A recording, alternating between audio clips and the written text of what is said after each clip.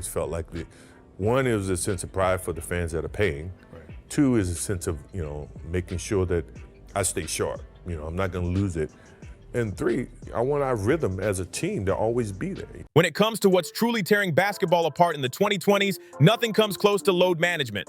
This idea of sitting out when you're perfectly healthy has become the biggest controversy in the NBA. What used to be a rare thing for recovery has now turned into a regular excuse for skipping games, and fans are getting fed up. Under Adam Silver's watch, it's gone from a minor issue to the league's biggest nightmare, one that's destroying competitiveness, viewership, and trust in the game itself. What's really wild is that players today have every possible advantage. From private jets and personal chefs to elite doctors, recovery tech, and customized training, they've got it all. Compared to the old school legends from the 70s, 80s, and even the early 2000s, these players are living like kings. But despite that, they play fewer games, fewer minutes, and take more rest than ever before. Fans are asking, how does that make sense? Where's the pride, the grind, and the fire that used to define greatness in the NBA? Back in the 90s, NBA teams were built different. They had just one trainer and a strength coach, yet they practiced harder, played tougher, and handled brutal back-to-backs without crying for rest. Today, teams have massive medical and performance staffs loaded with specialists, tech, and analytics. But somehow, injuries and missed games are higher than ever. Something in this new system is completely broken. And here's the crazy part. For a lot of newer fans who started watching in the 2020s, load management feels normal. They think it's just part of the game, like it's supposed to be this way. The fans are there to watch me play. I want to impress that guy way up on top who probably worked his ass off to get a ticket or to get money to buy the ticket. You really cared about the guy who sat in the top deck at the Palace in Auburn Hills to watch you when you came to Detroit? Yeah, because I know he's probably yelling at me, and I want to shut him. Like you mentioned a little bit about today's game, because we had Clever on here, and he talked about load management. He said, I don't know what the hell that is. But I'm here to say it loud and clear. It shouldn't be accepted. It should be rejected completely. Every player, coach, and fan should be demanding real basketball again. This isn't how the game was built to be played. If you want to understand why load management is so ridiculous, just look at the legends who came before. I competed hard.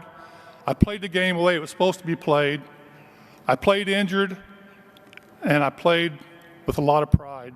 So I owe everything to the NBA. Michael Jordan, Kobe Bryant, Karl Malone, Patrick Ewing, Scottie Pippen. These guys played through pain, through exhaustion, through every single obstacle, and still showed up night after night.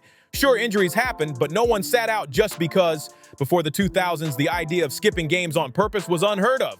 Between 1990 and 2000, 58 players played all 82 games, multiple seasons in a row. That number today, almost non-existent. What do you think of when you hear the term load management thrown around? It shouldn't be needed, first and foremost. I never wanted to miss a game because it was an opportunity to prove. It was something that I felt like, the fans are there to watch me play. I want to impress that guy. And when you check the top players for consistency year after year, they all come from the 80s, 90s, and early 2000s. That's not a coincidence. That's what real dedication looked like.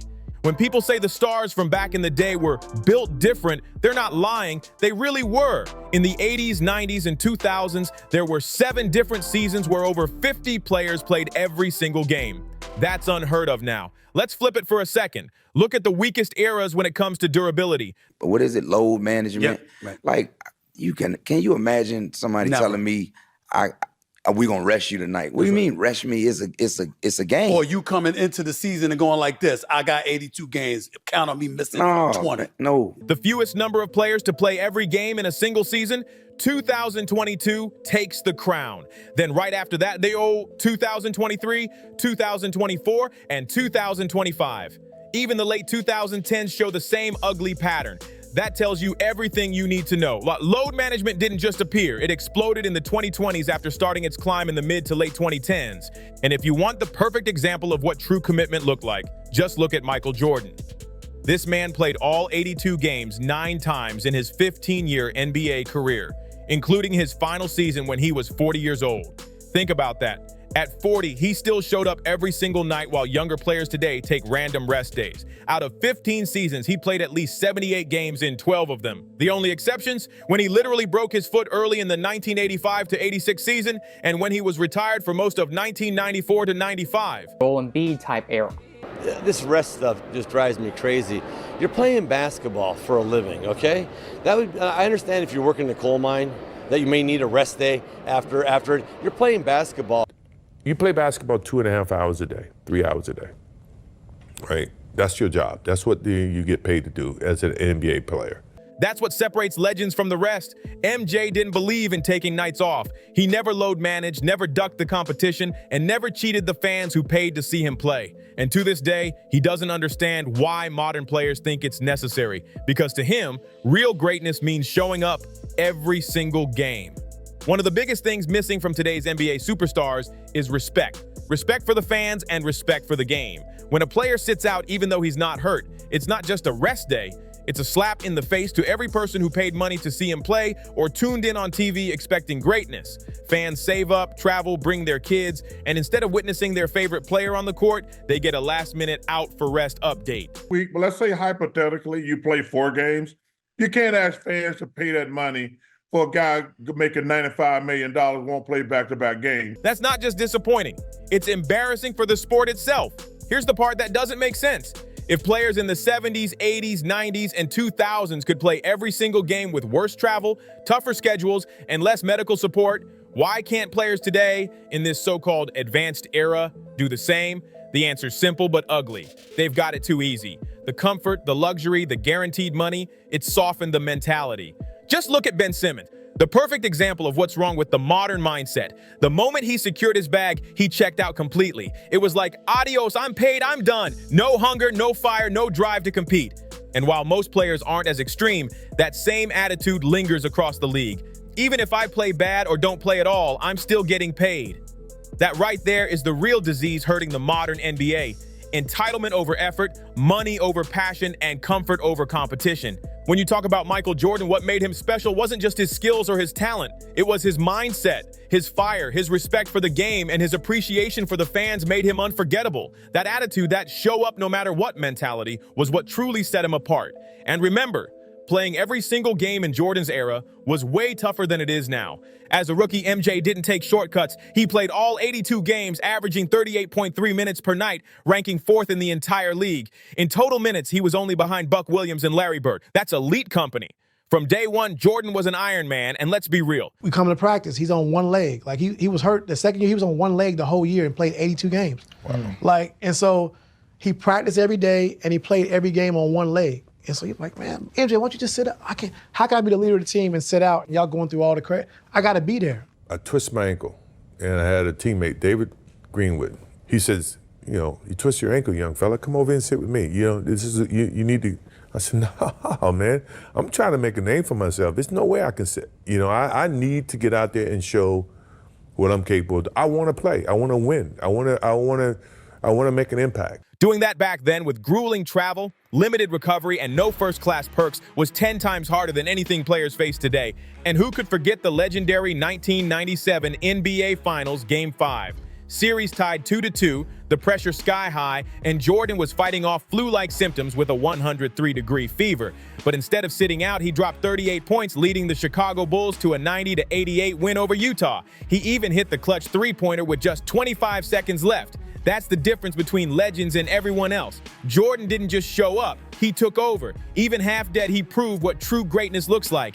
This right here is how real competitors, true ambassadors of basketball, think and carry themselves. Michael Jordan, the Magic Johnsons, Larry Bird, Charles Barkley's, we earned what we got. When the corporate America came to us, we had a game that could validate their admiration and sponsorship and all that, yeah. Now they get that before they play one game. Yeah. So you're rolling the dice to see if this kid's ever going to be good or not. Yeah. So in essence, you're paying the kid off of potential. Yeah. That he may be great. You don't think that's good? No, because I think it sets bad work ethic. When you get something so easily, you're not going to work as hard. And when it comes to the closest thing we've ever seen to Michael Jordan, that's easily Kobe Bean Bryant. He came from the same ruthless mold. A mindset so fierce it literally cost him a shot at becoming the NBA's all-time leading scorer, and ultimately his career. In his 17th season, at just 34 years old, Kobe was still putting up numbers nearly identical to LeBron James, who was 28 and won MVP that year. LeBron averaged 26.8 points, 8 rebounds, and 7.3 assists, while Kobe dropped 27.3 points, 5.6 rebounds, and 6 assists. And he actually played more games than LeBron. That's insane for someone deep into his career. But that season was chaos for the Lakers. Pau Gasol declined hard, only starting 42 games, and Steve Nash, at 38, missed over 30 games. So Kobe did what real leaders do. He carried the team on his back. Over his final 7 games, he averaged 29 points, 8.5 assists, and 7 rebounds, while playing an exhausting 46 minutes a night, dragging the Lakers into the playoffs. Then came April 12th, 2013, the night his body finally gave out. A torn Achilles tendon ended his season and changed everything. Even after that, he tried coming back, twice, before limping through one final season out of sheer love for the game. Kobe could have chased records, but that was never the point. Just like Jordan, he cared more about giving everything to the game, pushing his limits, and making his team better. That's what true greatness looks like. But you have to really play hard. Does that hurt you physically? No, because when I play hard all the time. You know, it's no turn it on here, turn it off here. It's just 110% at all time. Let's pause right there, because when we talk about LeBron James, the so-called face of the NBA throughout the 2010s, there's a hard truth people don't like to admit. This man, with all his talent, power, and control over the league, has played every single game in a season only once in his entire career. Once. For someone who's supposed to represent the standard of greatness, that's shocking. Now compare that to legends like Larry Bird, Kobe Bryant, Tim Duncan, even Allen Iverson, guys who went all out every night no matter how hurt, tired, or overworked they were. Compared to them, LeBron's load management looks weak, downright disappointing. And sure, some might say, it's only 1 or 2 games here, maybe a week off there, what's the big deal? But that's the problem. It is a big deal when it comes from the top. When you're the face of the league, every move you make sets the tone for everyone else. If LeBron James decides to rest, even when healthy, it sends a message across the NBA that skipping games is fine, that effort can be optional. Then you've got other players thinking, if the best in the world is taking time off, why shouldn't I? That's how the entire league's mentality shifts. When LeBron load manages, it doesn't just affect his team. It ripples through every locker room in the NBA. If he had set the opposite example, showing up every night, fighting through the grind, the tone and culture of the modern league would be completely different today. When Michael Jordan was the face of the NBA, players showed up every single night. Competing wasn't optional. It was expected, it was pride. That era was built on toughness, loyalty, and love for the game. But in LeBron James's era, it's the total opposite. Stars rest more, play less, and that relentless drive to compete has faded. And that's exactly why NBC brought Michael Jordan back into the mix. They know his influence still runs deeper than LeBron's or even Adam Silver's. Jordan doesn't need to lecture anyone. Just his presence can shift the mindset across the league. If MJ says, play every game, it hits differently. It reminds everyone, especially the fans, what real greatness and dedication to the game truly look like. So, what do you think about all this? Do you believe things will calm down, or is this just the beginning of more drama? Drop your thoughts in the comments. I really want to hear what you think, and thanks so much for watching and sticking with Ball Stories. Don't forget to hit that like button, share this video, and if you're new here, make sure to subscribe for more wild basketball stories and behind-the-scenes moments. Catch you in the next one. Stay sharp out there.